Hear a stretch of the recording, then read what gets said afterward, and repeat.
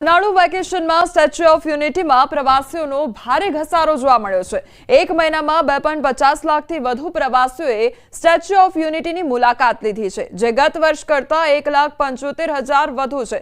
દુનિયાની સૌથી ઊંચી પ્રતિમા સ્ટેચ્યુ ઓફ યુનિટીને નિહાળવા રાજ્ય બહારથી આવતા પ્રવાસીઓની પણ સંખ્યા વધી ગઈ છે।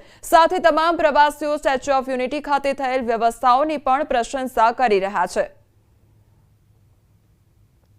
પ્રવાસીઓ ખૂબ બહોળી સંખ્યામાં સ્ટેચ્યુ અને તેની આસપાસે જે બધા એટ્રેક્શન્સ ડેવલપ કરવામાં આવ્યા છે, જેમાં ખાસ જંગલ safari, glow garden, valley of flowers, આરોગ્ય વન, તેના તરફ ખૂબ આકર્ષિત થઈ રહ્યા છે। ગાઈડેડ ટૂર્સ, પ્રવાસીઓની બસીસનો પણ ખૂબ સારો ઇનફ્લો આ વખતે છે। એસઓયુ તંત્ર તરફથી પણ આ જ્યારે ગરમી ખૂબ ચાલી રહી છે એના માટે પ્રવાસીઓને રાહત રહે એના માટે પૂરતા પ્રયત્નો કરવા। વિસાવદર પેટા ચૂંટણીને લઈ હાલ રાજકીય ગરમાવો જોવા મળી રહ્યો છે। અહીં ત્રણ પાર્ટીઓ વચ્ચે જંગ જામ્યો છે। કોંગ્રેસ, આપ અને ભાજપ ચૂંટણી જીતવા એડી ચોટીનું જોર લગાવી રહી છે। આક્ષેપ પ્રતિ આક્ષેપની રાજનીતિ પણ શરૂ થઈ ગઈ છે। ત્યારે વિસાવદરમાં કિરીટ પટેલના સમર્થનમાં સભા યોજાઈ। સભામાં વિરોધી પાર્ટીઓના આક્ષેપોની સામે CR પાટીલ સાથે જયેશ રાદડિયા આક્રમક જોવા મળ્યા। નામ લીધા વિના ગોપાલ ઇટાલિયા અને કેજરીવાલ પર પ્રહાર કર્યા। સાથે પાટીલે કોંગ્રેસ છોડીને ભાજપમાં આવેલા હર્ષદ રીબડિયા પર મોટું નિવેદન આપ્યું। કહ્યું કે ટિકિટ ન મળવાથી તેઓ નારાજ ન થયા, પરંતુ પાર્ટીએ પસંદ કરેલા ઉમેદવારને જીતાડવા પ્રચાર કરવાની તૈયારી બતાવી। આ વિસાવદર વિધાનસભાની અંદર અમુક લોકો દ્વારા, અમુક ઉમેદવાર દ્વારા જે પ્રમાણેનો અત્યારે માહોલ બગાડવાની અંદર આવી રહ્યો છે, તમે સૌ સોશિયલ મીડિયાના માધ્યમથી અને કાયમી માટે જોતા હશો તમે। અને કાયદેસર આપણે શુદ્ધ ગુજરાતી દેશી ભાષામાં કહીને તો 2 મહિનાથી આ ઉપાડો લીધો છે। અને ખાસ કરીને કિરીટભાઈને ટાર્ગેટ કરી અને જે એના ઉપરના આક્ષેપો લગાવવામાં આવ્યા, તમે ઉઠીને સવારથી સાંજ સુધી તમે જોતા હશો। હું મારી એક સભામાં વિસાવદર ભેસાણમાં કહું છું કે આક્ષેપો તમારે ત્યારે લગાડાય તો એ આક્ષેપોને સાબિત કરવાની તમારામાં તેવડ હોવી જોઈએ। ખોટી રીતે ભ્રામક પ્રચાર ત્યાં કરે છે।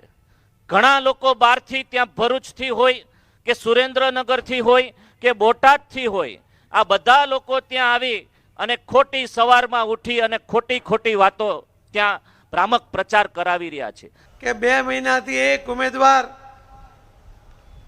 એ ભારતીય જનતા પાર્ટી માટે અપપ્રચાર કરી રહ્યો છે। ઉમેદવાર ત્યારે નક્કી જ નહોતા, પરંતુ એક શબ્દ, એક વાક્ય તમે જુઓ, તેમાં ભારતીય જનતા પાર્ટી અને એના કાર્યકર્તાઓ માટે ઘસાતો એક પણ શબ્દ બોલવાનો એમણે બાકી નથી રાખ્યો। એમના એક નેતા દિલ્હીથી આવ્યા હતા, ગુજરાતના 2022ના ઇલેક્શન વખતે આવ્યા ત્યારે પણ કહેતા હતા કે લખી લો, અમારી સરકાર બનવાની છે। 182 સીટ ઉપર ઉમેદવાર ઉભા રાખ્યા, 136 સીટ ઉપર એની ડિપોઝિટ જમા થઈ ગઈ। એવા નેતા હવે ગુજરાતમાં ફરી જીતવા માટે આવ્યા છે। પાર્ટી એમને ઉમેદવાર તરીકે એમનું નામ પણ ચર્ચામાં હતું, પરંતુ ઉમેદવાર તરીકે એમનું નામ જાહેર નહીં થયું।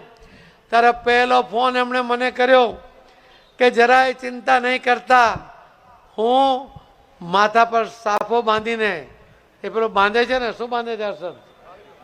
ફાળિયું બાંધીને ટ્રેક્ટર લઈને નીકળી જાય, બુલેટ લઈને નીકળી જાય। મને કે હું ફાળિયું બાંધીને નીકળી જઈશ, ભારતીય જનતા પાર્ટીના ઉમેદવાર કિરીટભાઈને જીતાડવાના સંકલ્પ સાથે નીકળીશ। બાળકોને અપાતા પાઠ્યપુસ્તકમાં હલકી ગુણવત્તાવાળો કાગળ વાપરવામાં આવ્યો હોવાનો આરોપ લગાવવામાં આવ્યો છે। પાઠ્યપુસ્તક મંડળે કરોડોની કટકી કરી કૌભાંડ આચર્યું હોવાના આક્ષેપ થઈ રહ્યા છે, તો કોંગ્રેસ દ્વારા આક્ષેપ કરવામાં આવ્યો છે। એટલું જ નહીં, કોંગ્રેસ પ્રવક્તા હેમાંગ રાવલ તો એવો પણ આરોપ લગાવી રહ્યા છે કે આ પુસ્તકમાં એકદમ હલકી ગુણવત્તાનો કાગળ વાપરવામાં આવ્યો છે, તેથી આગળનું લખાણ પાછળ પણ દેખાઈ રહ્યું છે। તો વિદ્યાર્થીઓને 1 વર્ષ પુસ્તક સાચવવું અઘરું પડી જશે। તો બીજી તરફ સ્ટેશનરીના વેપારીઓ પણ કહી રહ્યા છે કે 70 GSM ની જગ્યાએ 66 GSM વાળું કાગળ વાપરવા કરવામાં આવ્યો છે। આથી દર વર્ષની સરખામણી આ વર્ષે પુસ્તકની ટકાઉ ક્ષમતા ખૂબ જ ઓછી છે। ત્યારે હાલ તો આ સમગ્ર મામલે તપાસ કરવામાં આવે અને ભ્રષ્ટાચારના નાણાં રિકવર કરવામાં આવે તેવી માંગ ઉઠી છે।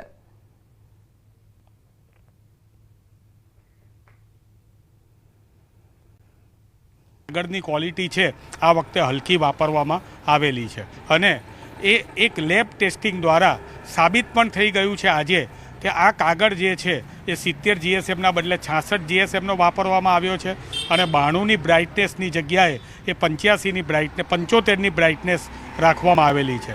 સામાન્ય રીતે સમજીએ તો સાવ હલકી ગુણવત્તાનો કાગળ હાથમાં લઈએ તો ફાટી જાય, છાપેલું હોય તો આગળનું છાપેલું પાછળના પાને દેખાય। આમ વિદ્યાર્થીઓને આખું વર્ષ જે ચોપડી રાખવાની હોય એ મને લાગે છે કે આખું વર્ષ સુધી સાચવી ના શકે। ઘણા વર્ષોથી પુસ્તકો ઘણા સારા આવતા। જૂનાગઢ જિલ્લામાં જૂથડ સેવા સહકારી મંડળીમાં લાખોના કૌભાંડના આક્ષેપ થયા છે અને જૂથડ સેવા સહકારી મંડળી કચેરી ખાતે પહોંચી ખેડૂતો અને સભાસદોએ હોબાળો મચાવ્યો હતો તો 22 ખેડૂતોની ફિક્સ ડિપોઝિટની 35 લાખથી વધુની રકમ પરત ન કરતા રોષે ભરાઈ ગયા છે। મંડળીના મંત્રીએ કૌભાંડ આચર્યું હોવાના આક્ષેપ થઈ રહ્યા છે તો ઓડિટ રિપોર્ટમાં 72 લાખની સિલક હોવાનું સામે આવ્યું છે। તેમ છતાં બેંક બેલેન્સ શૂન્ય છે તો સમગ્ર કૌભાંડમાં સહકારી મંડળીના મંત્રી સાથે બેંકના કર્મચારીઓની સંડોવણી હોવાના આક્ષેપ થઈ રહ્યા છે। મંડળીના પ્રમુખ નીતિનભાઈ નવા હતા, એ તો કાયદેસર હતા કે ભાઈ હું તો 0 બેલેન્સથી મંડળીનો ઠરાવ કરી અને હું બેઠો છું, કોઈ પણ મારી જવાબદારી નથી। જે કરી ગયો એ પૂર્વ મંત્રી કરી ગયો છે, કાંતિલાલ નરસિંહ ઇંગરાજીયા રહેવાસી કરેણી, એ બધું કૌભાંડ કરીને જતો રહ્યો। અત્યારે મંડળીમાં પૈસા નથી એટલે અમે તમને ક્યાંથી આપી શકીએ। પછી અમે કાનૂની મદદ લીધી। સહકારી મંડળીમાંથી જીસી લોન 4 લાખ ઉપાડેલી હતી, એ મેં પાછી ભરી દીધી। પછી મંત્રી અમારા ગામમાંથી ફરાર થઈ ગયો, નવા મંત્રી આવ્યા, બેંકમાંથી નોટિસ આવે, પૈસા બાકી બોલે। મારી પાસે આ જમા કરેલની પોઈન્ટ છે, જીએસટી નંબર વાળી મંત્રીની સહી વાળી। ખેડૂતોએ પોતાના હકના પૈસા મૂક્યા છે, બેંકમાં ફિક્સ ડિપોઝિટ રૂપે મૂક્યા છે। જે કોઈ વ્યક્તિ હોય એની તપાસ થાય, FIR થાય તો તથ્ય બહાર આવશે, પણ FIR ન કરવા દેવાનું કારણ ક્યાંક ને ક્યાંક મોટા માથાઓ આમાં સંડોવાયેલા હોય તો જ FIR લેવા દેવામાં આવતી ન હોય એવું મારું વ્યક્તિગત માનવું છે। કુલ લોકો 16 જણા છે અને રકમ છે એની 33-34 લાખ રૂપિયા। મંત્રી ને રોજે રોજ જમા કરાવવાનો હોય તે એને જમા કરાવેલ નથી। હાથ ઉપરની તમામ રકમ છે તે પોતાની હાથ ઉપર રકમ સ્લીપ બોલે છે અને પોતાના અંગત ઉપયોગ માટે વાપરેલી છે। ખાસ કરાવી જ દીધો કે હું કઈ જ નથી તારા માટે। આ પોસ્ટ ઇન્સ્ટાગ્રામ પર સ્ટોરી મૂકી સુરતની વધુ એક મોડલે આપઘાત કરી લેતા હવે ખળભળાટ મચી ગયો છે।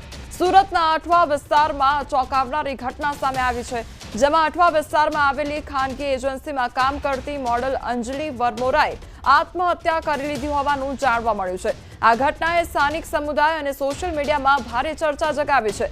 પોલીસે આ મામલે તપાસ શરૂ કરી છે, પરંતુ આત્મહત્યાનું ચોક્કસ કારણ હજી સુધી અકબંધ છે। પોલીસની પ્રાથમિક તપાસમાં આત્મહત્યાનું કારણ પ્રેમ પ્રકરણ હોવાની શક્યતા વ્યક્ત કરવામાં આવી છે।